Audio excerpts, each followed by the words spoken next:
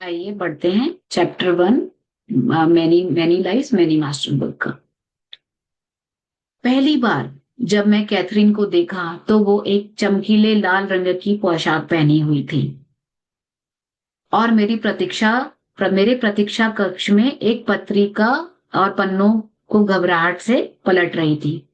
उसकी सांसें फूलती हुई दिख रही थी। पिछले 20 मिनट से वह मनोचिकित्सा विभाग के बाहर गैलरी में टहल रही थी, अपने आप को यह समझाने की कोशिश कर रही थी कि वो मुझसे मिलने के लिए तैयार है और भाग नहीं जाएगी। मैंने उसका अभिवादन किया और उसे प्रतीक्षा कक्ष में ले गया और हाथ मिलाया। मैंने देखा कि उसके हाथ ठंडे और नम थे, जो उसकी बेचैनी की पुष्टि कर रहे थे। दरअसल मुझे मिलने के लिए अपॉइंटमेंट लेने में उसने पूरे 2 महीने लगा दिए, जबकि दो स्टाफ फिजिशियन ने मुझसे हेल्प मांगने की सलाह दी थी, जिन दोनों पे उसका भरोसा था। आखिरकार वह यहाँ थी। कैथरीन एक साधारण रूप की बहुत ही आकर्षित महिला है, जिसके जिसमें जिसके मध्यम लंबाई के सुनहरे बाल और धुंधली आंखें हैं। उस समय वो मेरे हॉस्पिटल के प्रयोगशाला में एक टेक्नीशियन के रूप में काम करती थी, जहां मैं हेड था। वो स्विमिंग मॉडल के लिए भी करके भी पैसे कमाती थी, मतलब बहुत आकर्षित महिला थी। मैं उसे अपने कार्यालय में ले गया, सोफे में बैठाया। हम एक दूसरे हम एक दूसरे से के आमने सामने बैठे थे। कैथरीन अपनी कुर्सी पर पीछे की ओर झुकी हुई थी, चुप थी। वह यह नहीं जान पा रही थी कि कहां से शुरुआत करे। मैंने इंतजार किया, यह पसंद करते हुए कि वह खुलने का रास्ता खुद ही चुने। लेकिन कुछ मिनटों के बाद मैंने उससे उसके अतीत के बारे में पूछना चालू किया। पहली मुलाकात में ही यह पता चलना शुरू हुआ कि वह कौन थी और वह मुझसे मिलने के लिए क्यों आई थी। मेरे सवालों के जवाब में कैथरीन ने अपने जीवन की कहानी बताना चालू किया। मैं एक मंझली बच्ची थी, जो मैसेच्यूसेट्स के एक छोटे से शहर में एक कैथोलिक परिवार में पली बड़ी थी। उसका भाई, जो 3 साल उससे पहले पैदा हुआ था, वो एथलेटिक था और उसे वह आजादी मिली थी जो कैथरीन को कभी नहीं मिली। मेरी एक छोटी बहन भी थी, जो मेरे माता पिता की लाडली थी। जब हमने उसके लक्षणों के बारे में बात करना शुरू किया, तो वो बहुत ज्यादा तनावग्रस्त और घबराहट से भर गई। उसकी आवाज तेज हो गई, वह आगे की ओर झुक गई और उसने अपनी दोनों कोहनियों को डेस्क पे टिका लिया। उसका जीवन हमेशा से ही डर से भरा हुआ था। उसे पानी से डर लगता था। उसे घुटन से इतना डर लगता था कि वह गोलियां भी नहीं निगल पाती थी। उसे हवाई जहाज से डर लगता था।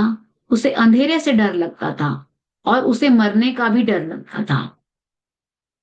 हाल के दिनों में उसके ये सारे डर और बढ़ गए। सुरक्षित महसूस करने के लिए वह हमेशा अपने अपार्टमेंट में वॉक इन क्लोजेट में सोती थी। वॉक इन क्लोजेट मतलब एक कमरा होता है अमेरिका में, जहां पे आपके कपड़े या आप अपना सामान रखते हो, बट आप वहां पे चल भी सकते हो। ठीक है, तो ये हमेशा उस कमरे में जाके सो जाती थी।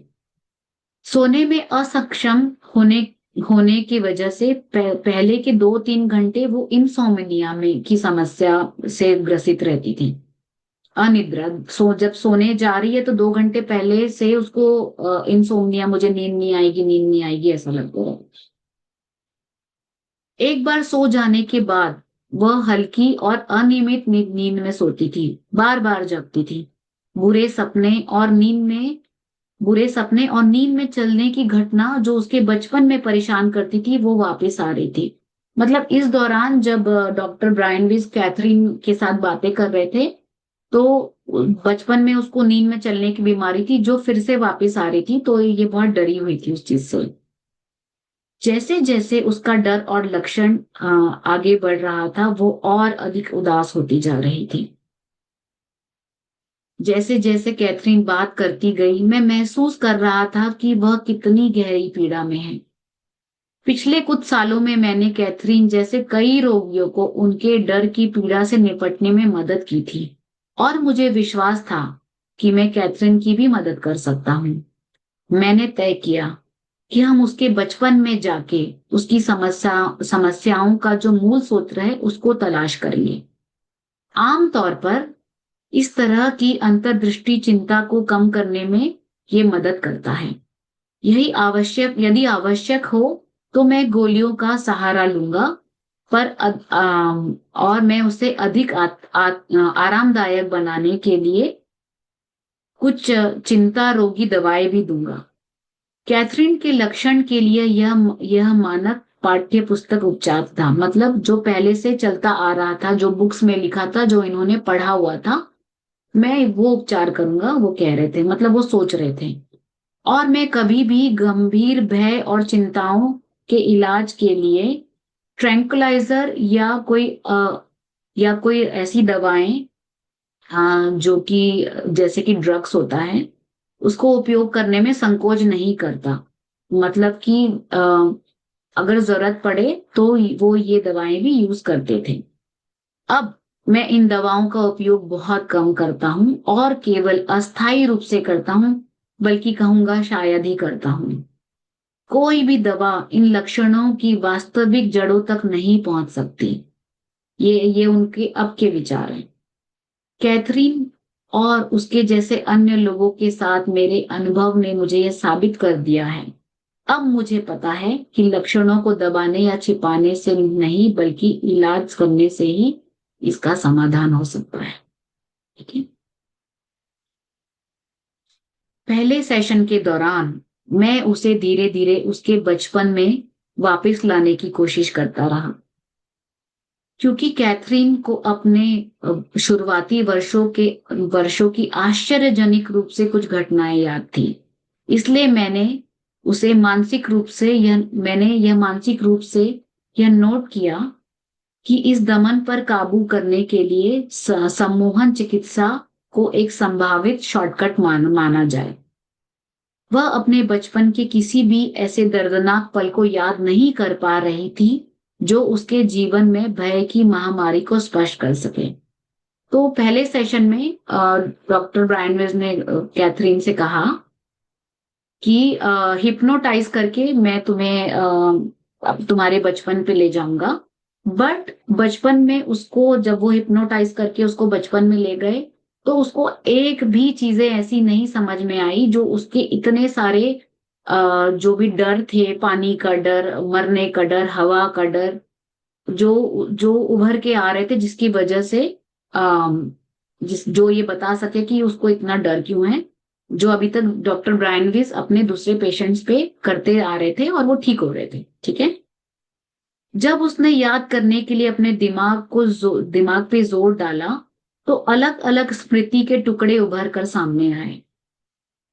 जब वह लगभग 5 साल की थी, तो वह घबरा गई थी जब किसी ने उसे एक बोर्ड से स्विमिंग पूल में धक्का दे दिया था। उसने कहा कि इस घटना से पहले भी वह कभी भी पानी में सहज महसूस नहीं करती थी। जब कैथरीन 11 साल की थी, तब उसकी माँ बहुत उदास थी। उसके माँ उसके माँ के परिवार के अलग थलग पड़ जाने के कारण उसकी माँ को मनोचिकित्सक के पास जाना पड़ा, और उसके बाद इलेक्ट्रिक शॉक का उपचार भी करवाना पड़ा। इन उपचारों के कारण उसकी माँ के लिए इन बातों को याद रखना मुश्किल हो गया था, क्योंकि कैथरीन छोटी थी, और हमारे कई बार हमारे अनुभव बताती हैं, बट कैथरीन की यादों में सिर्फ ये जो 2-3 छोटी मोटी बातें यही थी, बट डरावनी वाली कोई भी बात नहीं थी। उनकी माँ के साथ इस अनुभव ने कैथरीन को थोड़ा डरा दिया था, लेकिन जैसे ही उसकी माँ में सुधार आने लगा, और वह खुद से पहले जैसे नॉर्मल हो गई, कैथरीन ने कहा कि उसका ये सारा डर चला गया। उसके पिता का शराब का सेवन का इतना पुराना इतिहास था, और कभी कभी कैथरीन के भाई और अपने पिता से स्थानीय बार से वापस लाना पड़ता था, मतलब उसके पिताजी को ड्रिंकिंग प्रॉब्लम थी। उनके पिता की शराब की बढ़ती खपत के कारण उनकी मां के साथ अक्सर झगड़े होते थे, जिसके कारण कैथरीन हमेशा उदास और अलग थलग रहने लगी थी। हालांकि कैथरीन ने इसे एक स्वीकृति पारिवारिक पैटर्न के रूप में देखा, मतलब उसने एक्सेप्ट कर लिया था इसे। घर के बाहर चीजें बेहतर थी। वह हाई स्कूल में डेट करती थी और अपने दोस्तों के साथ आसानी से घुल मिल जाती थी, जिनमें से ज्यादातर तो वो कई सालों से जानती थी। हालांकि उसे लोगों पे भरोसा करना बिल्कुल मुश्किल लगता था, खासकर उन पर जो उसके दोस्त के छोटे से दायरे के बाहर थे। उसका धर्म सरल और निर्विवाद था। वह पारंपरिक कैथोलिक विचारधारा की थी और उसमें विश्वास करते हुए पली बड़ी थी, और उसे कभी भी अपने विश्वास की सत्यता और वैधता पर संदेह नहीं था। उसका मानना था कि अगर आप अच्छे अच्छे कैथोलिक हैं और धर्म और रीति रिवाज का पालन करते हैं, सही तरीके से जीवन जीते हैं, तो आपको स्वर्ग जाकर पुरस्कृत किया जाएगा।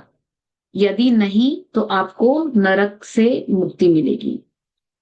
एक एक भगवान और उनके पुत्र ने ये अंतिम निर्णय लिया है। मुझे बाद में पता चला कि कैथरीन पुनर्जन्म में विश्वास नहीं करती थी। वास्तव में वह इस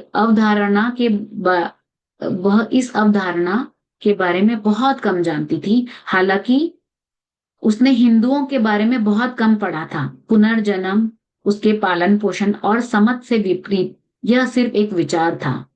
उसने कभी कोई आध्यात्मिक या रहस्यमय साहित्य नहीं पढ़ा था, क्योंकि उसे इसमें कोई दिलचस्पी नहीं थी। वह अपने विश्वास में सुरक्षित थे।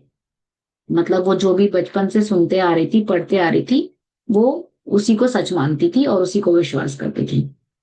हाई स्कूल के बाद कैथरीन ने 2 साल तक टेक्निकल प्रोग्राम किया और प्रयोगशाला और प्रैक्टिकल टेक्नीशियन के रूप में उभरी, और वैसे ही वो जॉब करती थी। फिर बाद में वो जब 21 साल की आयु में हुई तो वो मियामी चली गई, जहां उसे अस्पताल में नौकरी मिल गई। ब्रायन विज के जहाँ के वो चीफ थे, वहीं पे ये एक टेक्नीशियन थी। कैथरीन का जीवन एक छोटे से शहर मियामी में कहीं अधिक आसान था। फिर भी वह खुश थी कि वह अपने परिवार और समस्याओं से दूर भाग गई है। मियामी में अपने पहले वर्ष के दौरान कैथरीन की मुलाकात मुलाकात स्टुअर्ट से हुई। विवाहित और 2 बच्चों वाला यह एक अन्य पुरुष बिल्कुल अलग था जिसके साथ उसने डेट किया। वह एक सफल चिकित्सक था, मजबूत और आक्रामक। उनके बीच एक अनूठा रसायन था, लेकिन उनका रिश्ता बहुत ही शांत और अशांत था। उसके बारे में कुछ ऐसा था कि जिसने उसे जुनून जगा दिया और जिससे वह मोहित हो गई। मतलब ये जो स्टुअर्ट था, इससे ये अट्रैक्टेड थी। जिस समय कैथरीन ने थेरेपी शुरू की, स्टुअर्ट के साथ उसका प्रेम संबंध 6वें वर्ष में था और बहुत ही जिंदा था। कैथरीन स्टुअर्ट का विरोध नहीं करती थी, हालांकि स्टुअर्ट ने उसके साथ बुरा व्यवहार भी किया और उसे झूठे और टूटे वादे भी किए, जिससे वह बहुत नाराज थी। मेरे साथ अपनी नियुक्ति के कई महीने पहले कैथरीन एक सौम्य वोकल कॉर्ड सर्जरी भी की थी। मतलब उसका गले की वोकल कॉर्ड सर्जरी भी हुई थी। सर्जरी के पहले वो चिंतित थी, लेकिन रिकवरी रूम में जागने पर वो बिल्कुल डरी हुई थी। नर्सिंग स्टाफ को उसे शांत करने में कई घंटे लग गए। हॉस्पिटल में ठीक होने के बाद उसने डॉक्टर से संपर्क किया। वह एक दयालु रोग विशेषज्ञ थे जिसने कैथरीन को अस्पताल में काम करते करते हुए उससे मुलाकात की थी। इन दोनों में तुरंत ही घनिष्ठ मित्रता विकसित हो गई। कैथरीन और जो डॉक्टर थे ऑपरेशन के दौरान इनसे मुलाकात हुई थी, उनकी बात कर रही हूँ। कैथरीन ने खुलकर बात करना चालू किया और स्टुअर्ट को अपने डर के बारे में बताया। अपने रिश्ते को वह अपने रिश्ते को यह भी उसे लगता था कि वह अपने जीवन का नियंत्रण खो रही है स्टुअर्ट के रिश्ते के कारण। उन्होंने जोर देकर कहा कि वह मेरे साथ और केवल मेरे साथ ही अपॉइंटमेंट ले, मेरे किसी सहयोगी मनोचिकित्सक के साथ नहीं। जो स्टुअर्ट है, क्योंकि वो डॉक्टर था, तो वो ये जो डॉक्टर है जिन्होंने ऑपरेशन किया, उन्होंने कैथरीन को कहा कि आप डॉक्टर ब्रायन विस से ही अपॉइंटमेंट ले और किसी चिकित्सक से नहीं ले। ठीक है।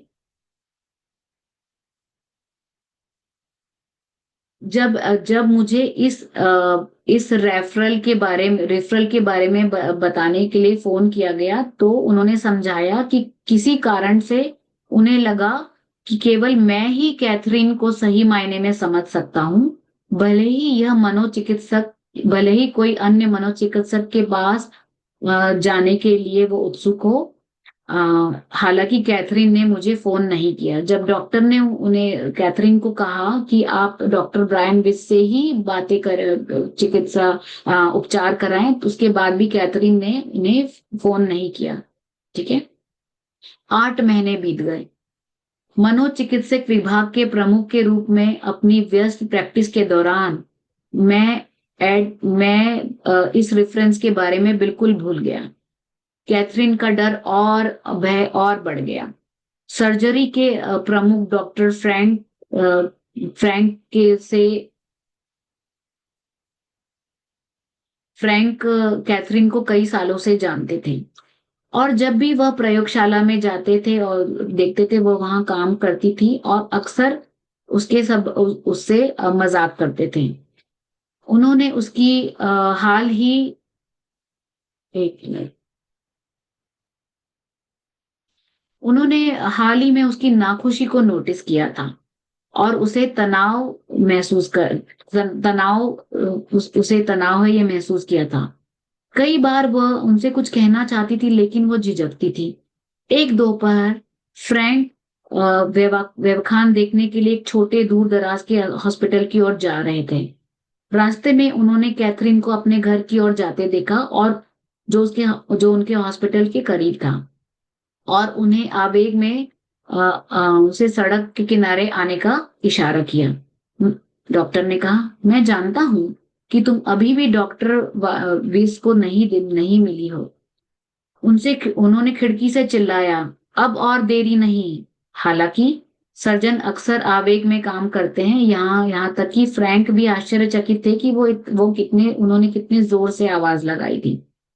कैथरीन ने आतंक के दौर और चिंता की अवधि बढ़ती जा रही थी। उसे दो बार दौरे आने लगे थे। जब वो एक बार पुल पार कर रही थी तो वो पुल ढह गया। कैथरीन जब कोई पुल पार कर रही थी तो वो पुल ढह गया। उनकी कार नीचे पानी में गिर गई और वो फंस गई और डूब गई। दूसरे स्वप्न में वो एक अंधेरे कमरे में फंसी हुई थी, ठोकर खा रही थी और चीजों पे गिर रही थी। बाहर निकलने का कोई रास्ता नहीं खोज पा रही थी। आखिरकार कैथरीन मुझसे मिलने आ ही गई। इन 2 सपनों के बाद कैथरीन उनसे मिलने आ गई। कैथरीन के साथ सबसे पहले सेशन के समय मुझे नहीं पता था कि मेरा जीवन उल्टा होने वाला है, और मेरे सामने के डेस्क पर बैठी यह भयभीत भ्रमित महिला और मैं कभी कभी वैसे नहीं रह पाएंगे जैसे हम अभी हैं। ये खत्म हुआ चैप्टर 1। तो मैं 2 सेकंड ब्रेक लेती हूँ, पानी पीती हूँ,